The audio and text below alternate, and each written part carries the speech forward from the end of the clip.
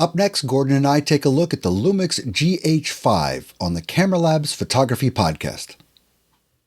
Hi, this is Doug Kay, and I'm here with Mr. Camera Labs, Gordon Lang. Hello, Gordon. How are you? I'm good, Doug. How are you? Very good. We're going to take a look at the Panasonic Lumix GH5. But first, let's say hi to our fans out there. Yeah, a bigger hello and an even bigger thank you to everyone who supports Camera Labs. We can't do it without your help. Whether you're buying the t-shirt, which I'm now hiding behind my lovely new Rode NT USB microphone. Let me know what you think in the comments. Has my audio improved? I got to know. Whether you're buying anything from Amazon, B&H, or Adorama through our affiliate links, that really helps. Or buying Doug and I a cup of coffee, because crumbs, do we need it. If you think this is a waffly intro, imagine what it would be like if you gave us more coffee. It'd be even faster. And my ever-present, unless you're listening to the podcast, in which case you'll think, I don't know what he's talking about. I can't see a thing. I'm just listening to him. So we'll describe it to you. Over my shoulder, here is my new book. And I am going to mention this in a few videos because... well, you know, it took me 2 years to write this thing and put it together, so I'm very proud of it. And it kind of talks about my my whole philosophy of photography, which is that I kind of got a bit fed up with hearing people saying that you need a big camera, you need to shoot in manual, you need to shoot in RAW to be a proper photographer. I say nonsense to all that. This book has got 100 photos from my travels, and they're all JPEGs. They're all out of camera, no filters, no Photoshop, and coincidentally also all mirrorless. Because I've been shooting mirrorless for my own personal photography for several years now. And it's presented like a cookery book. So you've got like the recipes and the ingredients on one side and the pictures on the other. So this book will help prove those photographic snobs wrong if they say, no, you need to shoot RAW. You need a big camera. You don't. You do for some things, but you don't for everything. And this book is all about it. So it's called In Camera. It's in all good bookshops, that's what you have to say, and on Amazon. We'll put a link to Amazon in the comments, and when you buy this, you also support our work. So thank you once again. Yeah, it's important because, you know, everybody out there probably thinks of Gordon Lang as the ultimate gearhead, the person who's going to find the most esoteric detail you can possibly imagine about the technical innards of a camera. But this book is Gordon, it's the anti-Gordon. It's the other Gordon. This is beautiful photography that is made as simply as possible without getting into the quirky details of your camera, but just going out and shooting in some of the most basic modes of the camera. So I really recommend it. Beautiful photography. Gordon, what do you got in your hand there? This is the Lumix GH5, which is the flagship camera from Panasonic, and the camera we're going to talk about in this video. Get yourself a cup of tea or a beer or a coffee or something, because it's going to be a long ride. There is a lot to talk about in this camera, and I'm not afraid to tell you everything I know about it. It's absolutely amazing. But before we get started, Doug, how much is a GH5 going to set you back? Okay, in the U.S., it's $19.99. Let's call it $2,000, make it simple. So this is not an entry-level camera. This is a serious camera, the follow-up to the GH4. That's right. Now, for that, you're getting a 20-megapixel Micro Four Thirds sensor that's stabilized inside the body. You're getting 4K at 60p, unlimited recording, no crop. You get Panasonic's 4K photo now in 6K. So instead of 8 megapixel stills for you capturing, you're getting 18 megapixel still grabs, amazing viewfinder, a great screen that's fully articulated, and some stunning video options that I'll talk about in just a few minutes. So at this price, it goes up against all of the other flagship mirrorless cameras. So Doug, let's look at the other Micro Four Thirds flagship, the Olympus OMD EM1 Mark II. How much does that cost? Yeah, spectacular camera. We both love that one. That's the exact same price, Gordon, $19.99 in the U.S. So that's going to be tough to beat that one, but I'm looking forward to hearing what you have to say. Yeah, they're body prices. What about the Fujifilm X-T2? X-T2 is actually $400 less expensive, so that's it's an interesting comparison right there. Yeah, Fujifilm took a really interesting approach with the X-T2 because they kind of, for the full performance of that camera, you know, in terms of its autofocus speed and its fastest burst shooting and for the longer 4K clips, you need to attach the optional battery grip, which in turn brings it up to about the same price as these bodies. But alternatively, you don't need that performance. You can remove it and have a smaller, lighter and slightly cheaper camera. So it's interesting. They've come in at a lower point.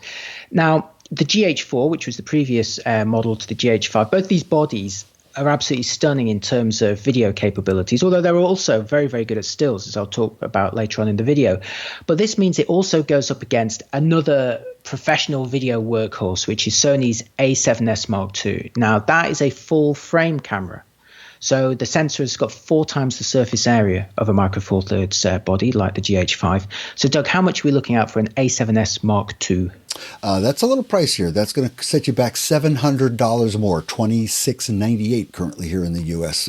But wow, what a spectacular camera, particularly in terms of its high ISO performance.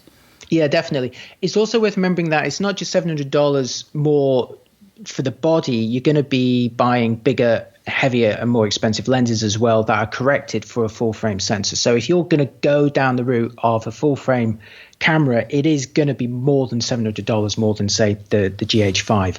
But still a very popular option. And it is worth mentioning that I think, I know of several videographers, professional videographers, who were completely wooed by the GH4, loved it, bought it, and then were wooed over by the how quickly they switch. It's funny that actually the videographers, when you meet videographers, they love the gear, but they're not as wedded to it as I find with still photographers. A still photographer will bind to a system, and it will take a lot to get them to change formats. But videographers and cinematographers, they seem very happy. Maybe they're a different kind of mindset, but the ones that I've met and spoken to, they'll go, yeah, I was shooting the Panasonic, and then I went to full frame on the Sony, and then they may be happy to switch back or go to something else. So I wonder if it's because they're purchasing fewer lenses. Is that possible? Because obviously you can go out and buy a $2,000 camera, but you can pretty quickly spend $10,000 on a variety of lenses. That would be enough to make you want to stick with one family. Yeah, or maybe the jobs are worth more money. If you're filming a whole show or a series, someone says, look, can you film this wildlife show or, this travel documentary? Maybe the fee is bigger than a couple of weddings. So it could be that the budgets are so much higher that if a camera comes out that is literally going to not only make your work superior but easier in some way, or to give you an edge over someone else, then yeah, it doesn't matter if you suddenly have to drop a couple of grand on a new body. And as you say, they've got so many different lenses, and they're also happy to adapt as well, adapt different lenses to different bodies, that it's okay for them to change. So the big question is, can the GH5 tempt any A7S Mark II owners into it? And one of the big things is obviously the video capabilities of this camera. But before that, I wanted to talk about the body first. Let's talk about the body. Let's do that. Let's talk about the body. Okay. In fact, before I talk about the body, I'm going to talk about this lens, because everyone's going to go, what lens have you got on that body? This is the pretty new Leica 12 to 60 millimeter, which is a kit zoom option for this body. To call it a kit zoom, a lot of kit zooms are not very good quality. That's kind of putting this lens down, because it's actually a very high quality lens. Panasonic regulars will already realize that there is a Lumix G12 to 60, quite a recent one, that is typically the kit zoom in with cameras like the G80 or the G85, and that's a great lens. It's affordable and it's very good quality, but this Leica one is a step up beyond that. And it's also optically brighter. It's f2.8 to 4, so it's brighter at both ends of the range, which is it's nice to have. Optical stabilization as well, and if you have a look at my sample images at cameralabs.com, they look very, very crisp, especially coupled with the GH5. But let's look at the GH5 body, which is pretty big. That's its most defining feature, really. When you pick this camera up, you think, well, actually, it is a mirrorless camera, but it feels more like a DSLR in terms of size and weight. I've got a picture of it here next to the Olympus OMD EM1 Mark II, which itself is not a small camera in the mirrorless world, but it looks pretty small compared to, the GH5 looks really chunky next to it. Here's Sony's A7S Mark II, and it's amazing to think that the Sony has a full frame sensor with 4 times the surface area. Inside that body, that's actually smaller than the GH5. But, it's important to say that while the GH5 is probably the biggest mirrorless camera I've used, it's still smaller and lighter than, say, a Nikon D500 or a Canon 7D Mark II. So, for in that kind of semi-pro price bracket, it's not, it's not the biggest camera by far. And there's not necessarily anything wrong with a big camera. Some people have big hands and they like a big camera to wrap their fingers around. And certainly there is plenty to hold on to with the GH5. But most importantly for the GH5, the large body allows it to dissipate heat better, which is very important when you're recording high bit rate, high frame rate, 4K video with built-in stabilization. Now, most of its rivals, in fact, all of its rivals, can record a maximum of 30 minutes of 4K before they say, no, I've got to stop. Now, partly that's due to licensing issues because they're not camcorders. They're still cameras. They'd have to pay more tax in some regions. But really, actually, it's a handy excuse because they're all quite warm after half an hour, to be honest, and it's kind of a chance for them to take a breath. In fact, Fujifilm's X-T2 will only record 10 minutes of 4K unless you've got the optional battery grip attached to it to kind of get that heat away from it. But the GH5 with its big chunky body, it can record unlimited 4K, limited only by battery life and your memory card. And I put in my biggest memory card, which is 128 gigabytes, into this camera, fully charged the battery, and I got 2 hours out of it. And the limiting factor there was the battery. The battery ran out of power just after that. But a 2-hour uninterrupted 4K at 50p clip, that's pretty impressive. So if you're shooting events like, say, lectures or talks and things like that, and you literally need to leave this camera running, then you may already know everything. We're only like 10, 15 minutes into this review, and I may have already sold the GH5 to you because all of its rivals stop after half an hour. Yeah, you can press the record button again. And to be fair, I get about 2 hours worth of recording out of the Olympus EM1 Mark II. But you got to press that button 4 times. With the GH5, you're only pressing it once. Do you know whether or not you can run the camera off of mains power to run it more than the battery life will give you? That is a fine question that I don't know the answer to, but I will find out the answer and I'll put it in my review at cameralabs.com so that by the time you hear this podcast, by the time you watch this video, the answer will already be waiting for you, because that's the level of service that Doug and I offer you. And it's like magic. It will just appear. It will. Now, the next question, though, is like the memory card limitation. And I'm going to jump straight ahead and say that one of the things that they've upgraded on the GH5 or the GH4 is twin SD memory card slots. In fact, I'm going to show you them. They're behind this big door on the side. And one of the interesting things about these memory cards is these slots are not only compatible with UHS Class 2, but they will both exploit the full speed of UHS Class 2. Now, all cameras that I've tested so far with twin memory card slots, twin SD slots, one is faster than the other. So if you want to flush the buffer quickly, you need to put it in slot 1. Panasonic say, no, both of these slots are UHS Class 2 for full speed. I don't trust anyone who says that. I want to test it, so I did. I shot a bunch of raw files with this camera with my fastest card until literally the buffer was full, and then you time how long it takes to flush it out, and then swap the card to the second slot. And guess what? They were exactly the same speed. And they were both faster with UHS Class 2 cards than they were with UHS Class 1. So it does work. I put the effort in. That's why you buy me a coffee or buy the T-shirt, because I'm putting in the extra legwork for you here. So, but the reason I'm telling you about the twin memory card slots now is that they say you can have 2 of these cards in, and you can be recording video to one card, and then it switches over to the other card when the first one's full. Well, you can actually hot swap that first card out while it's recording to the second one, plug in another one, and then it'll switch back to that. So Doug's question about can you then put it on mains power does have the implication that you could possibly keep recording for potentially very long times, because you can hot swap those memory cards. So again, this is a neat feature already. Looking at the body, as a high-end body, there's obviously a lot of controls. There's a front finger dial, there's a rear thumb dial here, and a wheel on the back as well. And they all feel very nice. Good degree of tactility. Is that a word? They feel tactile. So I'm now going to use the word tactility. Here is a new feature over the GH4, because so far, actually, the body is quite similar looking to the GH4, but the GH5, in its first new feature, physical feature, apart from the twin memory card slots, to the right side of the electronic viewfinder is an AF joystick. Now, the GH5 has a touch screen, and Panasonic's touch interface is very, very good. You can, of course, touch to reposition the AF area, but now there's this big, and it's rather satisfying, I have to say. It's a very nice feeling joystick. Some of them aren't that nice, but this one is. It's rather nice. You've got a drive mode dial, dedicated drive mode dial on the top left side. You had that on the GH4 as well. Now, the GH4, interestingly, had a pop-up flash. You don't get that on the GH5. It's that bit more serious. I think they thought, actually, the GH4 was quite unusual in that regard, but they've taken that off on the GH5.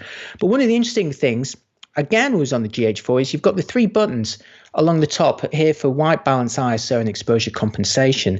Now, you'll notice that this top panel, you can see how thick this body is, because most mirrorless cameras are so thin at the top. There's not much room for stuff. But here, it's like they've got, it's a very comfortable, spacious expanse of top surfaceness that they've got this thing. And it's almost like a DSLR. A lot of higher end DSLRs have got the buttons for, say, white balance and ISO at the top there.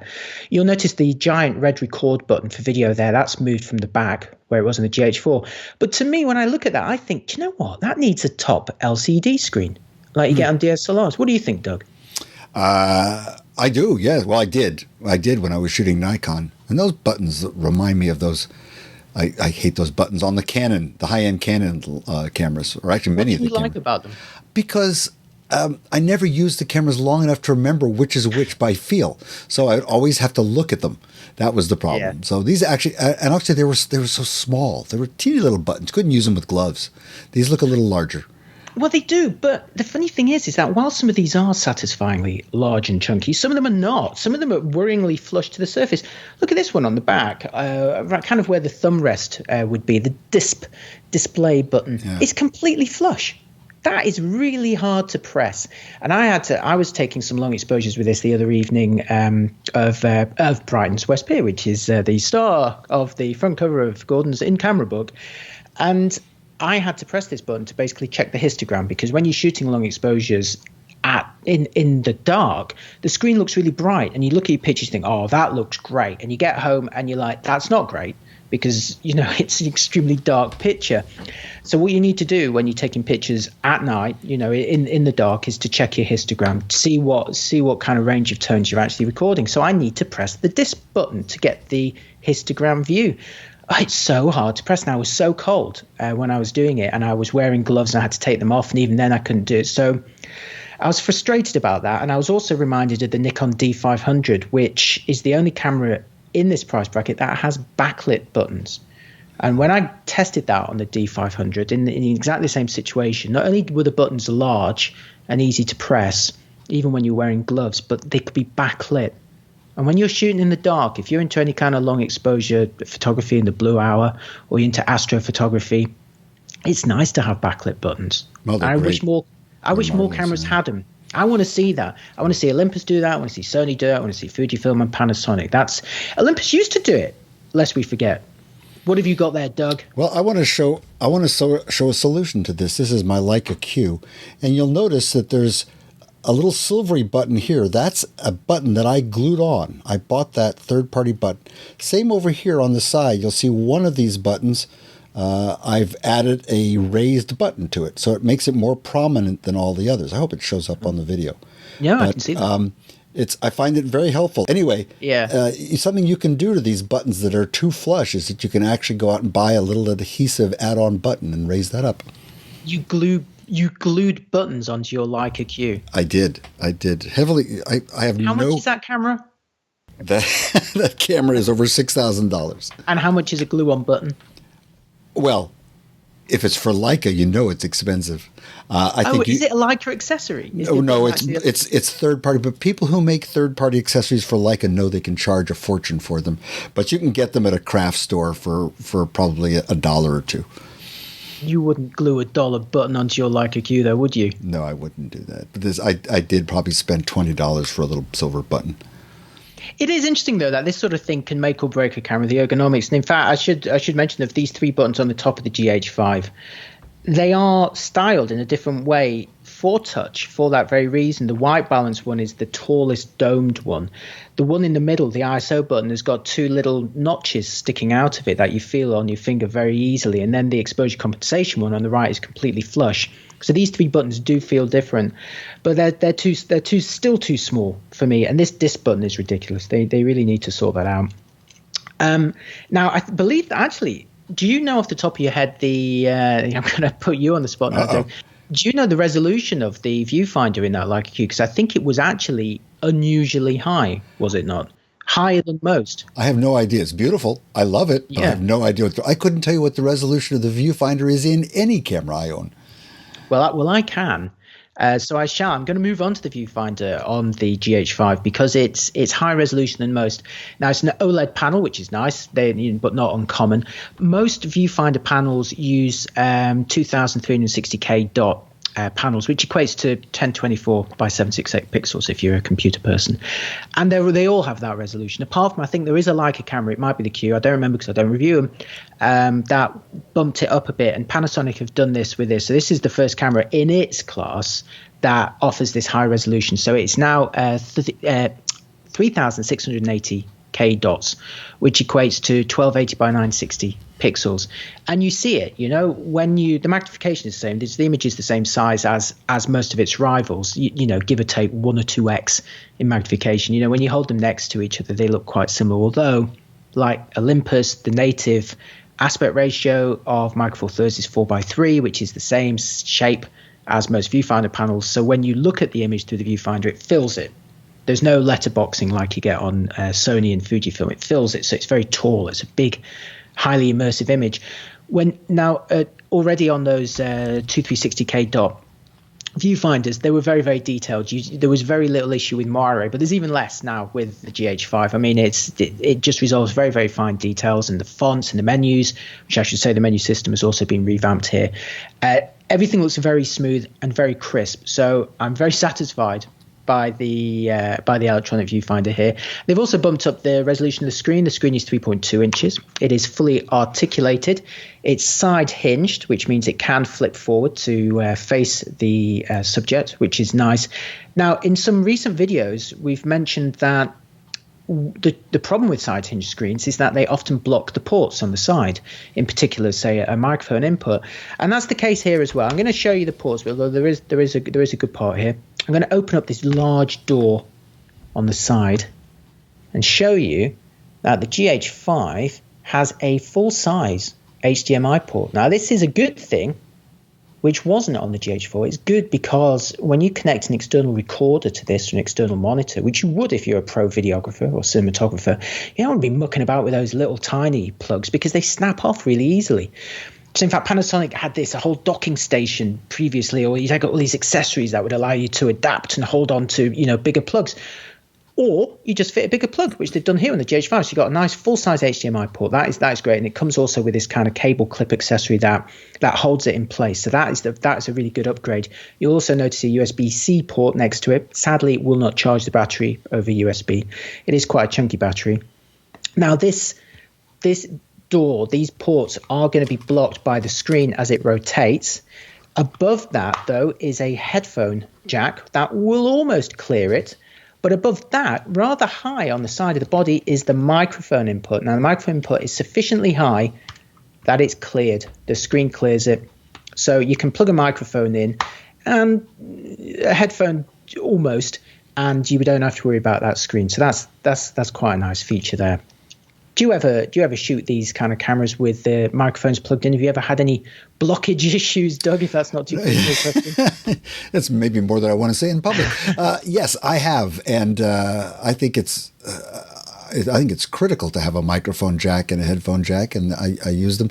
When I do something serious, I'll use an external recorder and sync them up in post. But, if you're doing a single mic thing, you're using a lavalier, you're doing you have no crew, you're doing a selfie video, it's great to just clip on a lavalier and go right into that microphone jack. And I just want to say, I don't want to slow you down here, but it really looks like Panasonic have taken a lot of the feedback from the GH4 and they've really integrated some real good improvements to this. I mean, this is quite an impressive camera, isn't it? Yeah. Now, one of the other nice things about the HDMI port on this is that it will output 10-bit video, 4K video at 50 or 60p, which 10-bit at that bit rate, at that frame rate. No other camera will do that. Now, previously, if you wanted 10-bit output from the GH4, you needed to buy the accessory that bolted on the bottom, and in fact, actually kind of just kept it there. It was a big docking station, and that also gave you XLR microphone inputs. But that accessory was about the same price, maybe even more expensive than the GH4 itself. So by equipping this camera, first of all, with 10-bit internal recording up to 30p for 4K, and by providing 10-bit output on a full-size HDMI port, the GH5 has eliminated one of the main feature reasons for having that docking station on the GH4. So GH4 owners are going to go, great, I don't need that anymore. What about the XLR inputs? Well, they've developed this new accessory that goes onto the hot shoe. That's much cheaper than before, much more portable than before. And that lets you plug in 2 XLR microphones. And it will also support, it will do 24-bit at 96 kilohertz as well. So, I mean, it's a much more portable and integrated solution. And that's, you know, when you were saying they've really thought about this, you know, they put a lot of features into that docking station on the GH4, but a lot of them are now built in to the GH5 as standard. So that's good. And just before we move on to the next section, I should say it's got Wi-Fi, although it also has Wi-Fi at 5 gigahertz. It has Bluetooth in addition, which a lot of cameras have now, which is used on the GH5, first of all, to wake the camera up by the smartphone alone, which is really nice when you want to transfer pictures and things. It can be used to transfer GPS coordinates as well from the phone. One of the neat ways that they've thought about using it is to actually help you back up pictures automatically. So let's say you've got the GH5 linked by Bluetooth to your phone, and it's a low power link, so it's consuming very little power. You know, it doesn't have a big hit on the battery life at all. And what would happen is you've got it in your bag, you've been taking some pictures, and then you come back home. Now, your phone will connect to your, knows where it is, knows it's got home because, of course, it connects to your home network. So it goes, hey, camera, over Bluetooth, hey, wake up, we're back home. Why don't you start syncing your pictures to some cloud backup? And, of course, the GH5 says, why are you telling me what to do? You're just a phone. I'm a high-end camera, but yeah, that's a pretty cool idea. Why don't I do that? And so the Bluetooth wakes it up, gets it to start doing something. So the next thing you know is that your pictures have automatically backed up. You can obviously turn that feature off if you don't want it, but it's really nice to see how the manufacturers are using these new technologies to do some neat stuff. Do you think you would use that feature? So the phone, the camera then goes directly to your home Wi-Fi? Yes. Yeah. Now that's brilliant. Yeah. That's brilliant, because would I use it? I might. I never transfer images from my cameras to my phones. I don't post to Instagram that way or anything like that.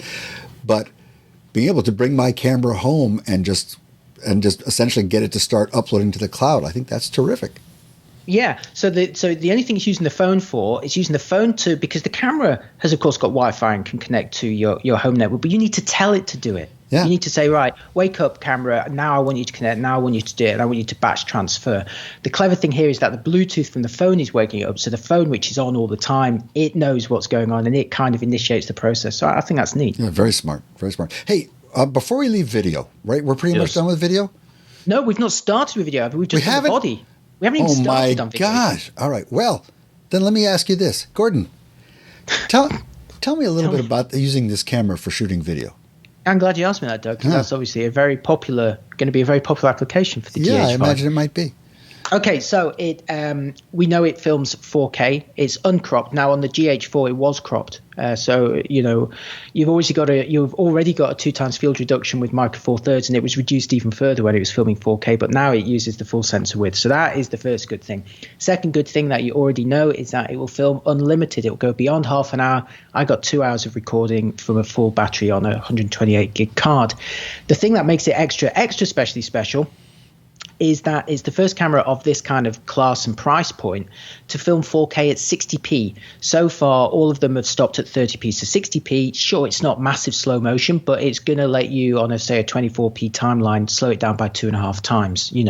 We've talked before about the slight slow Reservoir Dogs type cool looking people motion.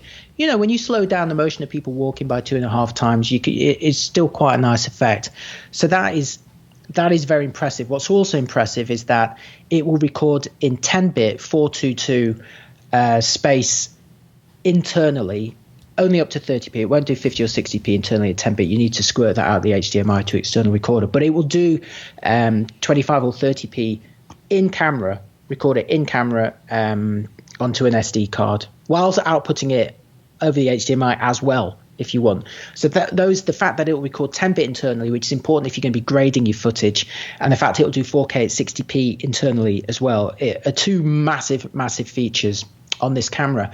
And like the GH4, it's kind of unlike anything else in the range. There are 3 different system frequencies that you have to kind of reboot the camera in either 24 hertz, which is 24.0p. That is for the cinema people, and it will do cinema 4K as well as UHD, of course. Or you can set it to 50 hertz for PAL or 60 hertz for NTSC, and each of these unlocks different frame rates that you can find. But I'm not even going to go into what frame rates are available on this and what different bit rates. It's insane. There's so many different options, and even though the maximum bit rate at the moment is 150 megabits per second inside the camera, there is going to be a 400 megabit all-intra upgrade that's going to be available for this in summer. In fact, another firmware upgrade they do. So like other Panasonic cameras, you've got Cinelite D if you want to grade your footage afterwards, but it's not that flat, Cinelite D. If you want really flat, you have to pay a bit more. I think it's about $80 or $90 for like this key code that you this little firmware update key code, and that unlocks a feature called Vlog L, which is very flat.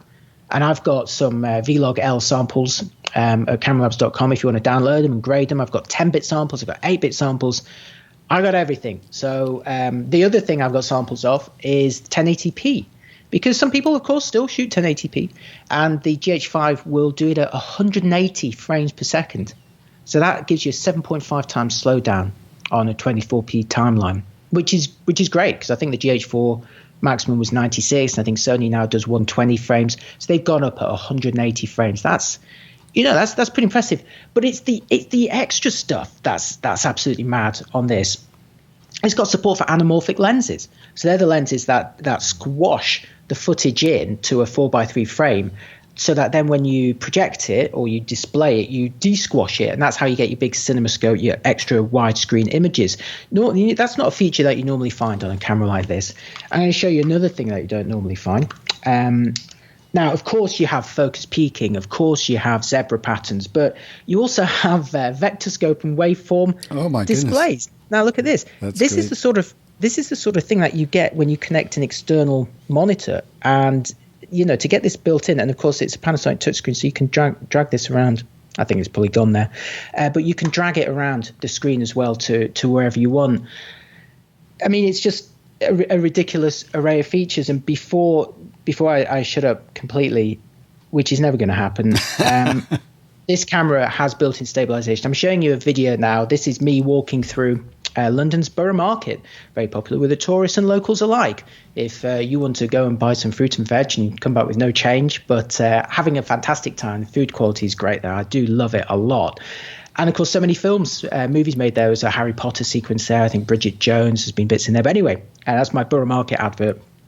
This is me walking through Borough Market using the 12-60 lens, which is a dual IS lens. So it's using a combination of the optical stabilization and the camera's own sensor shift stabilization. There's additional electronic stabilization, which I've not enabled here, which makes it even more stable. And you can see that you can really handhold this without a rig, and the fact that you're also doing the 10-bit internal recording or 60p internal recording, it makes you realize that this camera, you've got the vector scope display and the waveform display. You think, well, actually, do I need any of these extra accessories? You don't need a big rig to shoot with this camera. That's to me, that's very, very cool. There's one other feature I need to tell you about in the movies, and then we're finished. I've really raced through all these features, I feel. It has a focus transition feature, which I was very excited about. Now, the autofocus system on the GH5 is still contrast based, right? Now, Panasonic makes this faster with every generation. It improves its tracking with every generation, but it's contrast based. It's not phase detect, which means it still cannot help but hunt beyond the subject and then pull back before it's in focus. Now, you can, of course, use the touch screen to pull focus between subjects, and it works very, very well, but it does go a little bit beyond before coming back again. It can't help it. That's what you get with this system, and that's what draws a lot of people towards phase detect systems like you get, say, on the Sonys and the Canons, and even Fujifilm now, Olympus now as well, although theirs still hunted for some reason a little bit for video. So what Panasonic have done is it actually lets you program focusing distances, and I'm going to show you a video now to explain how this works. You can program up to three distances. What I've done here is I preset a distance to the sugar jar in the nearest foreground, to the bottle of water in the mid distance, and to the rear of the cafe, which is almost at infinity with this type of lens. And then they're displayed on the screen. You've got 3 buttons for position 1, 2, and 3. And when you tap them, the camera will rack focus between one and the other, and it will stop dead. It won't hunt beyond because you've preset a distance. You said do not focus beyond this point. Now, of course, if you're doing professional video or movie work, that's exactly what you do. For the focus pullers, they block it out. They tell the actors to hit points, to hit markers. And they say, right, you're going to walk from here to here so that we know where to focus the lens. And this allows you to pre-program these things into the camera. There's 5 different transition speeds. And I just think that's really cool. And then you just start it, play, you put it into that mode, and then you just tap the things on the screen. You don't have to have 3 positions. You just have 2 positions if you want. And you can just go between them in any order for as long as you want. And that sort of thing, you just, no other camera, $2,000 camera has got these features. Yeah, you probably have some of these features on, an FS7 or whatever Sony calls their super high-end movie, proper professional video camera type things that are thousands and thousands of dollars and large, lest we forget. But, to have it all in this kind of small form factor, it's absolutely incredible. Doug, have I whetted your appetite yet? I know you used to be a video guy, didn't you? I mean, are these features? So I want to ask you though. I'm putting up now this video that I think you shot in the guitar shop, and it starts with a tilt up on an amplifier, and then it pans to the right here. Okay, and I'm interested in whether you use these preset focus things for that video, or is that autofocus? That is autofocus. That is using. I've probably locked the focus area to the middle, and it is autofocusing. Yeah. Okay. It doesn't hunt. I didn't detect any hunting. And what's also very impressive in some of this is, I was looking hard for rolling shutter. I couldn't see any rolling shutter in this.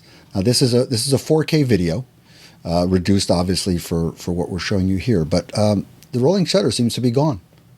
Yeah, it's much better behaved. I mean, if you shake it about, and there is a temptation to shake it about because it's not a huge camera, then it will come back. But it is better than the GH4. It's better behaved in that regard. So yeah, it's a definite improvement. And then I used to be able to trigger rolling shutter quite easily, but just by my coffee handshake. But because it's got the built-in stabilization, that kind of soaks up a lot of that. So that kind of micro wobble isn't an issue anymore. And of course you can mount unstabilized lenses on it and let the body based stabilization take over. And I have clips of that as well at Camera Labs where I'm kind of walking around with non-stabilized lenses, and it looks really, really nice. Yeah. If you look at this video here, as you go from a pan to where the pan stops, you can see during the pan, if you happen to look at it frame by frame, that there's motion blur. And during the pan, and this is because, I assume, because the camera has relatively slow shutter speed to give it a cinematic look. And then when it stops, it's, of course, refocusing, but also it becomes sharp because the motion blur stops. So there's a very sort of an artifact, and you have to look carefully. Maybe you have to be a cinematography geek to really pick up on it. But it goes from a blurry pan to a sharp still. And that's always a challenge for any motion camera because you've got 2 things that can make the image soft. One is the panning motion, and the other is the focus pull. Anyway, actually, Doug, I should also say, as a pro video guy, you'll appreciate this as well, that you can also configure the display to not show shutter speed. You can show angle instead of shutter speed, and if you want, you can show ISO as a decibel gain instead. So again, those are features that would appeal to videographers. I mean, I think the main question that a lot of people are going to say is that, yeah, blah, blah, blah. Yeah, it's got all the features, but, it's not full frame. How does the quality compare at high ISO compared to the Sony? So let's show them a clip of this. This is a video that I filmed which compares the GH5 next to the OMD EM1 Mark II, next to the Fujifilm X-T2, next to the Sony A7S Mark II. Now, this is all, I know, it's not perfect. They're all using the standard profiles. I should have gone for an equally flat output on all of them, which they don't offer, so I couldn't have done it anyway, and then graded them all the same. This is all free of charge. What do you expect from me? What do you expect? But anyway, you can see the noise levels here, and I would say at 1600 ISO, they're all looking quite similar. At 3200, the smaller formats are beginning to suffer a bit. And at 64, I think, and upwards, that's where you really notice it. And at that point, that's where, the Sony really takes off because it just keeps going when the others stop. But yes, of course, the Sony A7S Mark II, when you're filming with its full frame sensor, if you're filming it above 6400 ISO, it's going to be much cleaner, and it's going to go much higher as well. The others generally stop at 12,800. It keeps going up to, I think, 500,000 ISO, which is insane.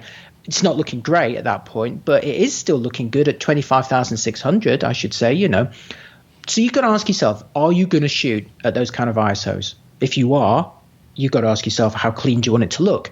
And if you want it to look as clean as possible, then yeah, get a Sony a7S Mark II. But if you're filming mostly below 6400 ISO, then I'd say I'd be very happy with the GH5 for video. I mean, Doug, how often would you film above 6400 ISO for video? Obviously, in the days when I was doing cinematography, you wouldn't dream of it because, first of all, it was all film, so we didn't have that choice. But I have an A7S Mark I. I have original, and I've shot video on it, and it is really nice to go out and shoot video at night. And it's a look that you simply can't get any other way to shoot at, ISO 25,000 or 250,000. So you would actually personally film it? I don't know if I would use it commercially, but I've had a lot of fun doing it.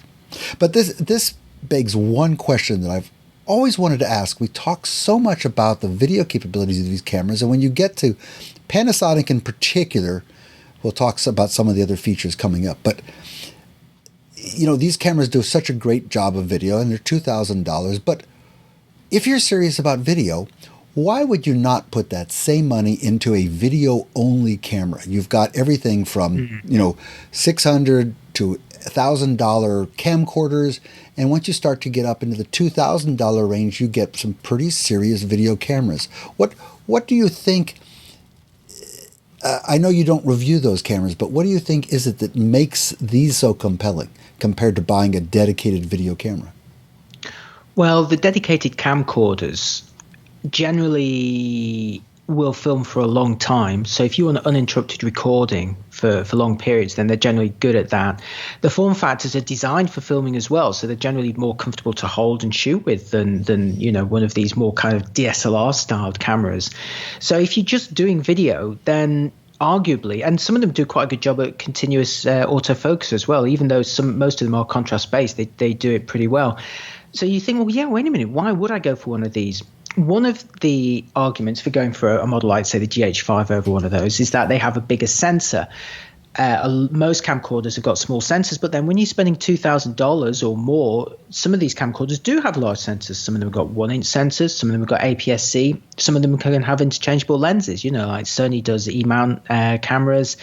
There are Micro Four Thirds mount cameras as well. There's a lot of different options there. I think really models like the GH5 appeal more as a hybrid camera that is as good for stills as it is for video. It performs double duty. But if you only want video, then you may be better off with a dedicated video product, and it's definitely worth looking into those because there are some really nice higher end or kind of mid, at this similar sort of price point. Because a lot of people, when they think of camcorders, they think of a $300 product, which is obviously not going to have anywhere near the control or quality or features of one of these. But when you're spending $1,500, $2,000, $2,500, there are some really nice options out there. And perhaps we should review some of them and compare them and see what they're like. I mean, I haven't shot with a camcorder for ages. It was the last space shuttle launch was the last time I actually used one on a job. What was the last one you used? Last one I used was an NTSC, a standard def camcorder. But mini DV. Yeah, mini DV, exactly. Yeah. Exactly. But a lot of them, most of them don't do 4K. You probably have to spend north of $2,000 to get 4K video in a dedicated video camera. Like you say, the sensors are smaller. They tend to include non-interchangeable integrated zoom lenses. So the lenses are not particularly fast. The sensors are not very large, so they're not good high ISO performers. But they have a lot of features and convenience things. And like you say, some of them are big enough to put on your shoulder. So look at it. And some of them do have interchangeable lenses and big sensors as well. So but if you're interested in taking stills, which is a nice seg onto the next thing we're going to talk about, then a camera like this is going to be much better for taking stills. And I have something I want to point out about this camera. We've talked a few times in a few different reviews about shooting 4K video for the purpose of stills. This is my transition, all right? I knew you were going to get to this anyway, but I just love this thing. Lumix has made this feature easier to use than anybody else. I think the GH4 had the 4K photo mode that was selectable right on the mode dial, wasn't it? Yeah. And so you could get 8 megapixels, 30 frames a second out of that camera. And now you mentioned a couple of things. First of all, they've got 6K photo at 30 frames a second. That's an 18 megapixel still. That is spectacular. And I read this in your review, which of course, if you want to know even more about this camera, you must go to that review. And that is in 4K mode, it will do 8 megapixels again, but at 60 frames a second. Now, I've used these modes. I've gone out and shot at 30 frames a second for the purpose of getting still images. I've shot the baseball coming from the pitcher to the catcher and noticed that at 30 frames a second, it's possible to miss the ball entirely when it goes past the bat. At 60, you're probably going to catch it.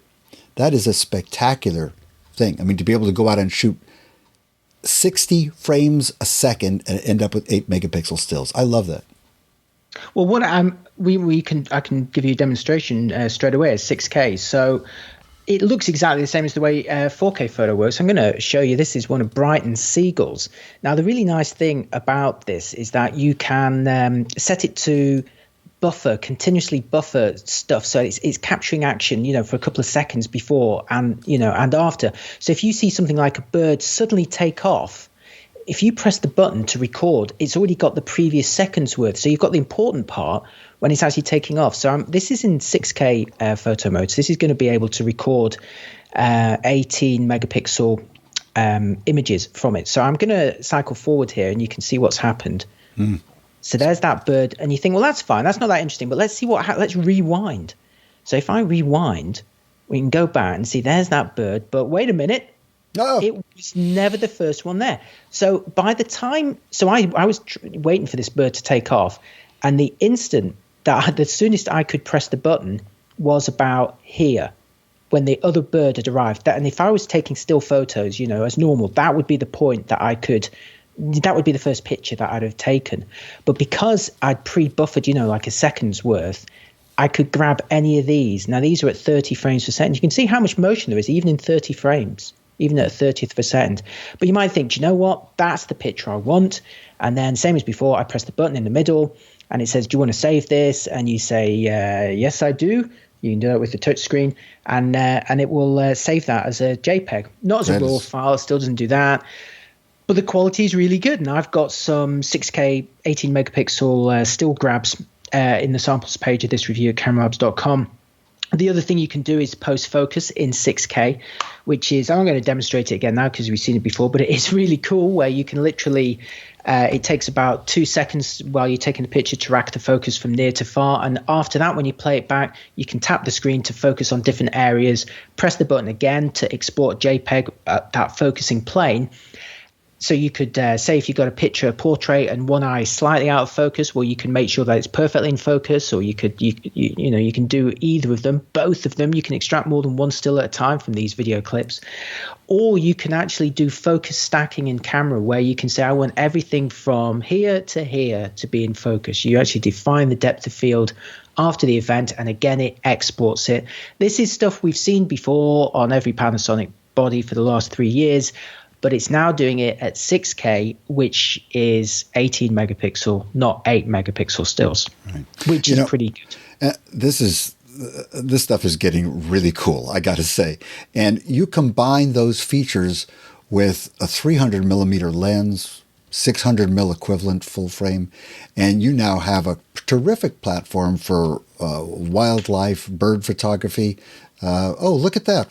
Of all the lenses. This is the Leica 100 to 400 millimeter zoom, which is a perennial favorite now. It's not even that old. It's already become a classic lens for lovers of wildlife and sports photography, because on the Micro Four Thirds with its 2 times field reduction, this becomes equivalent to 200 to 800 millimeter. And as you can see next to the body, it's not a huge lens. You put this on, it's a very compact configuration. So you've got massive reach with this lens. But the thing I really like about it, so yes, I mean, the GH5 can shoot with autofocus at 9 frames per second with its full resolution, or 12 frames with single AF.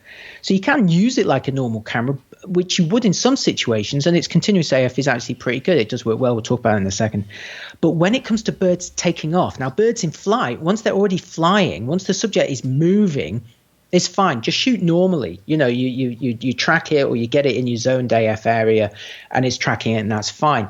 But birds that are taking off, you don't know. Well, I don't have that kind of sixth sense that wildlife photographers have. I don't know when it's going to take off. So what I do is I film then in the 6K pre-burst mode, where I've kind of got the shutter release half pressed, so it's primed, it's ready, it's buffering like the last second's worth of footage.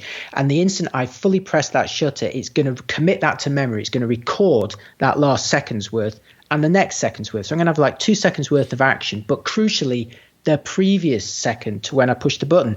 So they're instant, that bird. And you've got to give yourself a bit of breathing space on the frame for it to take off into, because the wings are big on these things.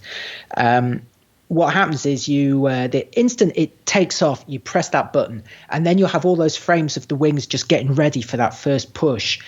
And it's brilliant. You can't do that. You can't do that unless your reactions are so good that you can literally see in the bird's eye that you know it's going to take off. I think some wildlife photographers say for some birds poo just before they take off. So when you see it, do the number 2, then start shooting. But a lot of them will then just start shooting and they'll go like that, which I guess is the same sort of thing as doing video. But I just love that you've got that kind of that kind of protection of the stuff that's just happened, and it just makes it so easy to get really great photos of birds taking off, which previously for me is an extremely challenging, nigh on impossible subject to get. And I know, Doug, you're really into you got a place like Hawaii and photograph humpback whales breaching and stuff like that. So as soon as you see it coming up, do you think you could, I mean, I'd say the one problem with this is that when you are in 4 and 6K photo, the continuous AF does slow down. So you've got to make sure that you kind of know where it's going to happen. You don't need to know when it's going to happen. You need to know where. Do you think you could use that in a kind of breaching scenario? No, because I never know quite where they're going to come up. Certainly not when.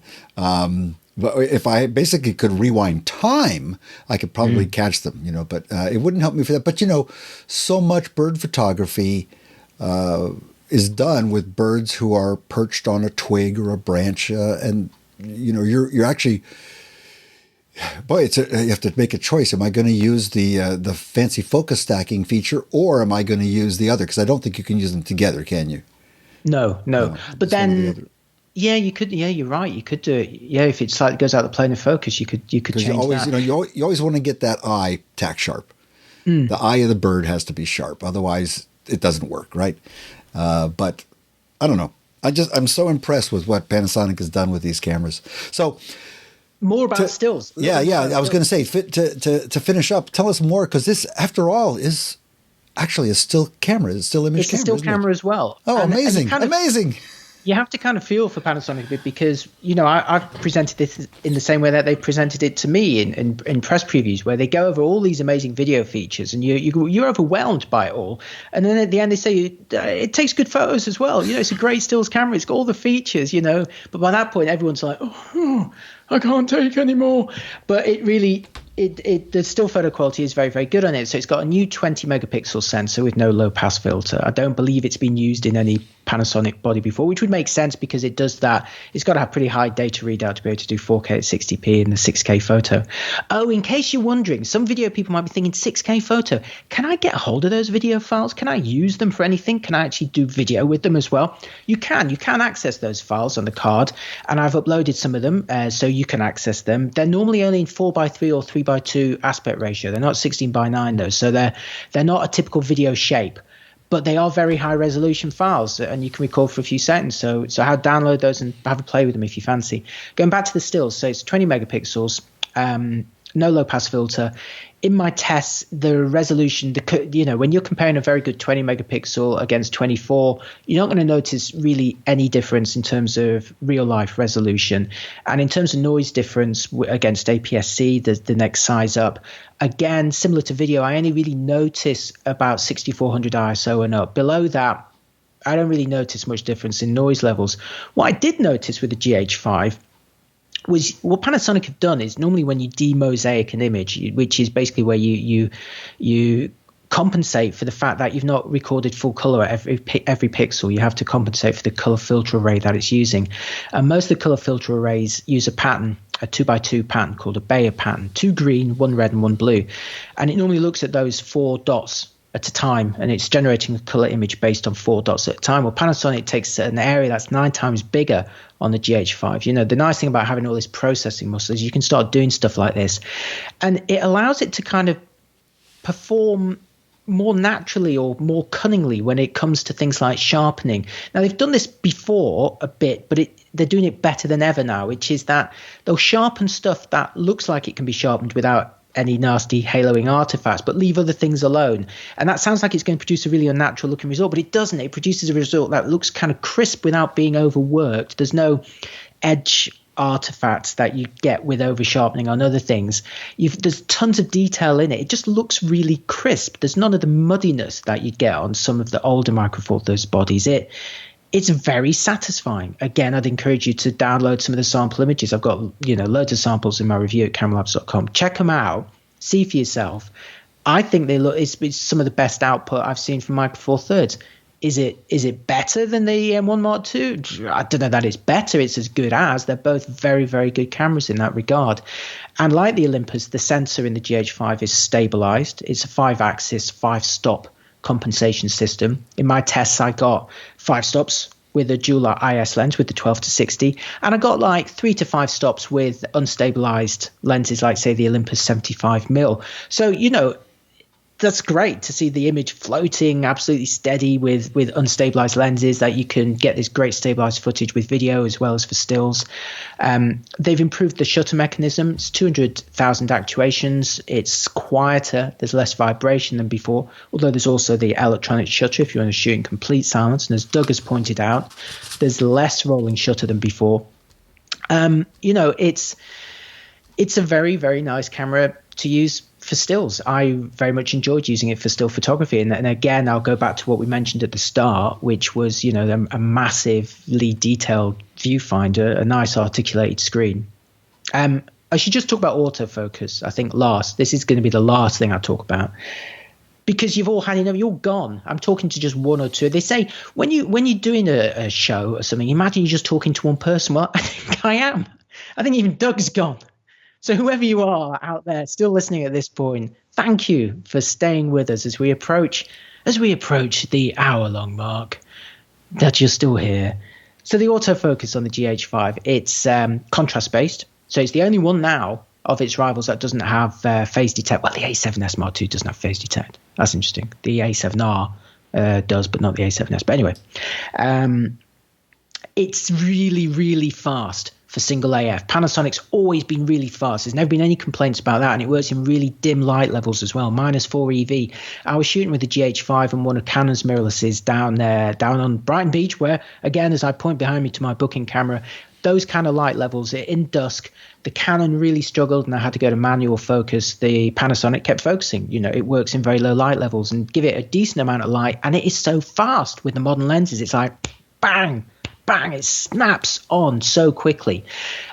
With continuous autofocus, it uses its DFD technology, where it profiles the outer focus areas of the lenses. It knows, it has a better idea of which way to focus and when to stop, and it works remarkably well. I mean, it sounds incredibly complex, but they have the processing power, and they don't want to put phase detect on the sensor. Panasonic, they definitely don't want to do that for whatever reason. So they say, no, let's use our processing power instead. It works very well. I successfully photographed Ben. Hello, Ben, on his bike, cycling towards me at 9 frames per second. Like the G80 or G85, it's slightly disconcerting, because when you're looking at it through the viewfinder, about 70% of the pictures look like they're sharp and the other 30% look a bit off. And you think, oh, it's not done very well. But when you play them back, they're all sharp, or most of them are sharp. So it's kind of a slightly disconcerting experience. I know it's out on the G80, G85. I don't know if that's just me, but it's the second time it's happened now. But with that Leica 100 to 400, it focused very confidently. Is it better than the EM1 Mark II? No, I would say the EM1 Mark II, if you're into continuous autofocus, is the superior choice. It felt more confident with its embedded phase detector, and it will also shoot faster bursts and longer bursts as well. So if you're into kind of that traditional action shooting, then the Olympus might be superior for you. But certainly I had no problems with the GH5. And of course, you've got all that kind of 6K photo stuff. So you've got to really think about all these different options to weigh up. Just cameras are so amazing these days. All the things that you've got on them. We can be very thankful for the Micro Four Thirds standard and the fact that Olympus and Panasonic both jumped into that. The competition has been fascinating to watch, and it's resulted in terrific cameras. I mean, you get to the point where you think they're not going to get much better. They've sort of reached the limit, and then they come out with the EM1 Mark II and the GH5. And I don't know. I haven't even seen this camera in person. I haven't touched one, but I'm very impressed with it already, and I look forward to a chance to shoot with it. Yeah, I mean, I really, really like it. I think for video, it's a no-brainer. Absolutely no-brainer. If you're into high-end video, this is currently the best you can get for $2,000. Best you can get for $3,000. Yeah, I know you got the full-frame Sony, but it's better quality if you want to shoot at 25,600 ISO. But look at all the things I've shown you in this video, all the things that it can do, in camera, the 10-bit, the 60p, the vector scope, the waveforms, all of these things just all in this one body that just works so well. So I'm very impressed with it, and like I say, also very satisfied with it for stills. And as we know, we've discussed many times before, Micro Four Thirds has got a really, really nice system of lenses. There's about 50 of them. Some are small, some are large, some are large and expensive. But there's literally every type of lens you can imagine, apart from a tilt shift. There's so many options in this catalog, and of course it's possible to adapt to other ones as well. So it's a very nice system, and it remains relevant and extremely compelling. So that's my summary. I would urge you to go to cameralabs.com and download not just the stills, but the movie samples. I've got so many samples, especially ones in Vlog L and Cinelite D, 10-bit and 8-bit, that you can grade yourself. Push these, and see what you think. So, is it up there? Could you use it in a professional environment? Because, I'm a lowly journalist. I'm a lowly reviewer. You tell me, if you're a professional videographer or cinematographer, is this a totally serious product? And particularly if you've got an A7S Mark II, are you tempted? Are you tempted by the GH5? Maybe to complement it, not necessarily to switch, to complement perhaps. There you go, yeah, one of each. And while you're at cameralabs.com, there are a couple of things you might want to do. Not only check out the sample videos that you can download, but also read Gordon's very, very detailed written review. I have a feeling this is going to be one of the longest. While you're there, if you're interested in purchasing this camera, or any other camera, or any lenses or accessories, I hope that you will use the affiliate links and do your purchasing through cameralabs.com. It helps us put coffee in the cups and food on the table. You can also just buy Gordon and me a cup of coffee. That makes a big difference. It makes a tremendous difference to us. Or you can forget everything we've said in this review, and you can switch your camera to automatic, switch it to JPEG, and get pictures straight in camera. Oh, look, just like that. That sounds like a great name for a book. Yeah, it is. Just go to your favorite online bookstore and search for In Camera by Gordon Lang, Laing. And I think you'll be very happy with the book that you get there. And if you want to shoot with Doug, go to dougk.com and find out exactly when he's going to be doing one of his next workshops, because they're very, very cool. So check those as well. We'll go out and do some street photography where you use one prime lens, and that is all, and life is easy. And if you want to shoot just JPEG, that's fine with me too. You could show people how to stick extra buttons on, Doug. I could. That's what. Maybe you've got a book. Maybe I'll sell buttons. There we go. That's the future. Gordon, it's been a great review. Thank you very much, and I look forward to seeing you next time on the Camera Labs Photography Podcast. Bye-bye. See ya.